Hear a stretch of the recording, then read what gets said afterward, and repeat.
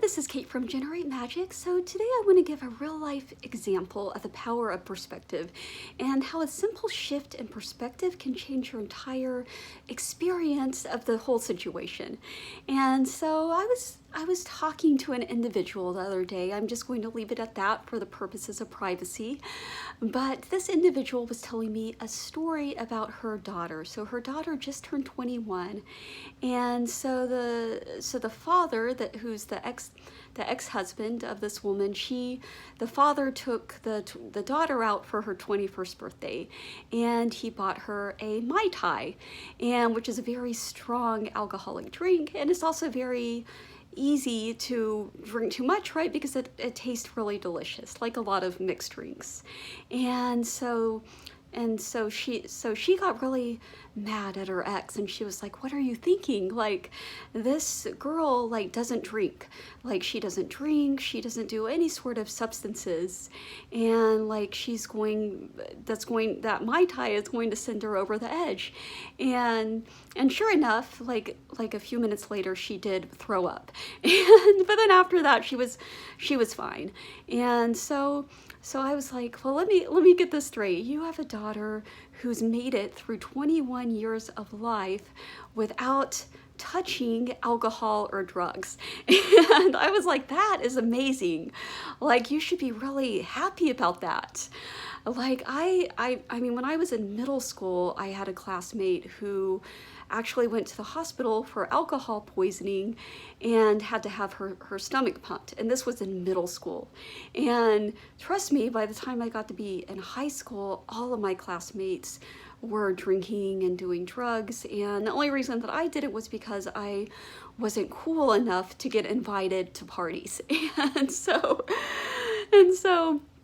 but I know I'm the exception when it comes to teenagers. And so I was like, yeah, you should be grateful.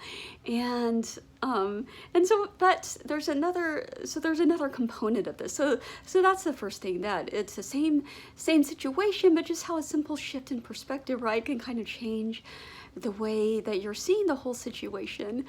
But another thing too that I want to point out is that I'm not looking at her, judging her for this. Like, I love her to death. Like, she's super entertaining, and every time we talk, like, I can just listen to her for hours because she always has these great stories and just this great way of telling the stories. And she admitted, she was like, yeah, I can be a little dramatic.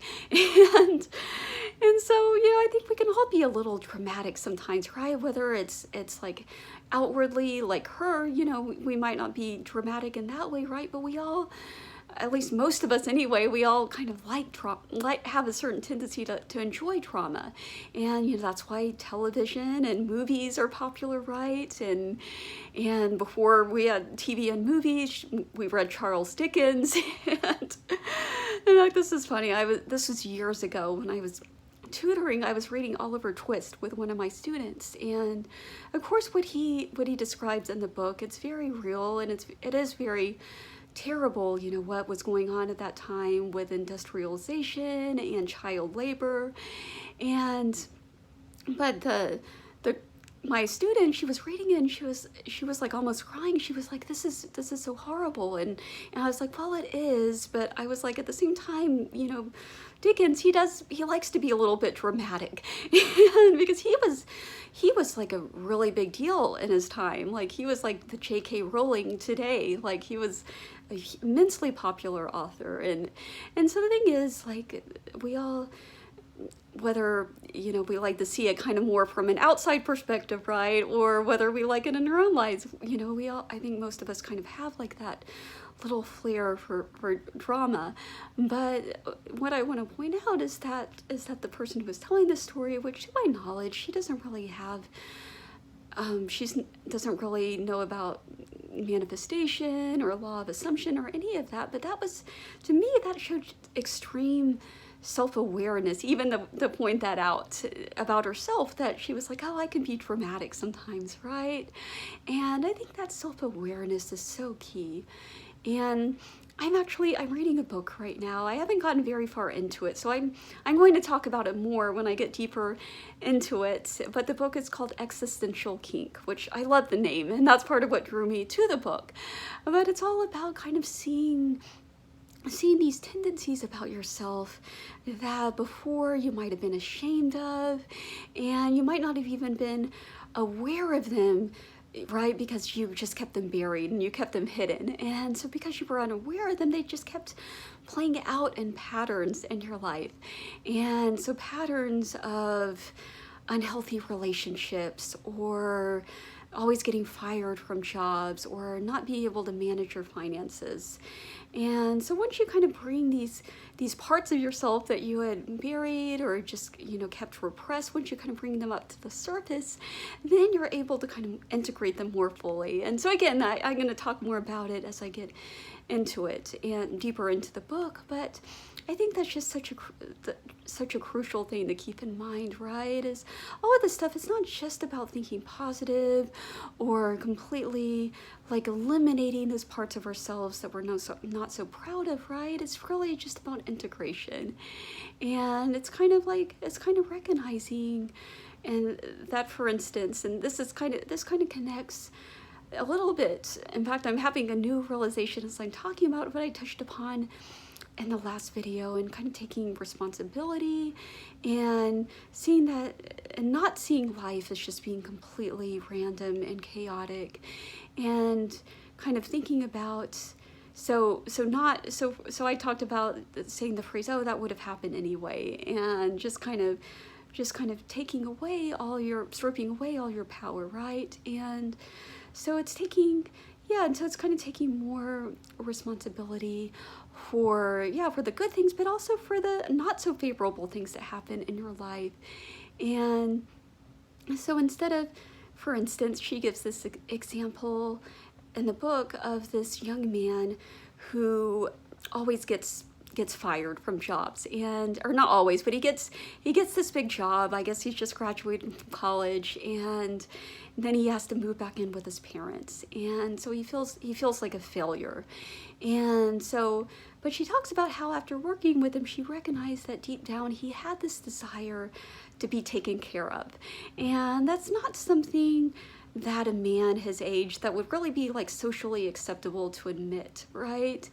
Just like most of us don't admit that we might have a certain predilection for drama, and I think this whole thing of being taken care of, I've started to kind of recognize it in myself too, right? Like even as a woman, right? And yeah, it's feminine to be taken care of, but then at the same time, we have all these models of this, like the strong, independent woman, the boss babe. And so part of me wanted to be that woman, right? Just always kind of, wanting to be this strong, independent woman, right?